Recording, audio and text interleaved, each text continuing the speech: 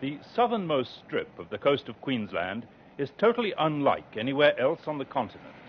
It's a new growth. There are plenty of tradition-loving Australians who are sickened by it, who can't mention its name without a shudder.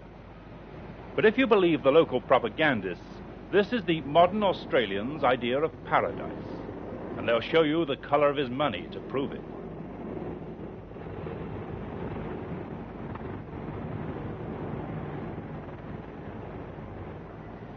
They call it the Gold Coast. The heart of the Gold Coast is around 60 miles south of Brisbane and 600 north of Sydney. It stretches from Coolangatta on the New South Wales border to Southport, 20 miles further north.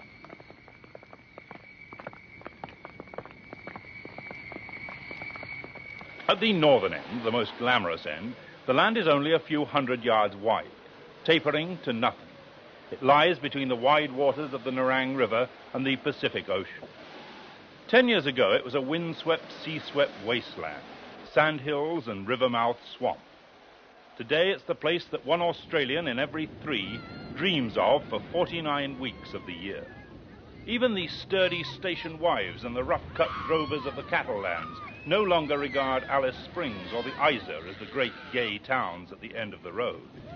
They too vow that one day they will save enough of the season's earnings to get over that 1,500 miles to the Gold Coast.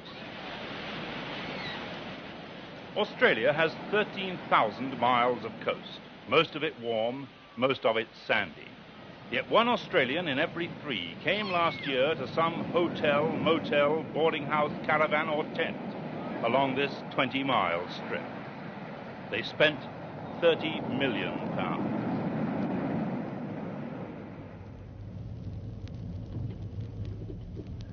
The establishments that took the money are spread alongside a road rather overgrandly called the Pacific Highway.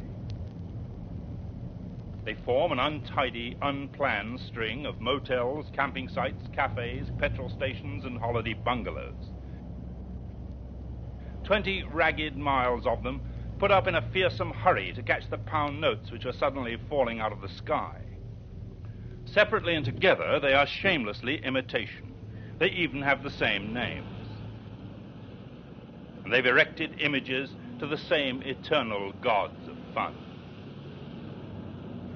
But the heart and soul of the Gold Coast is Surfers' Paradise.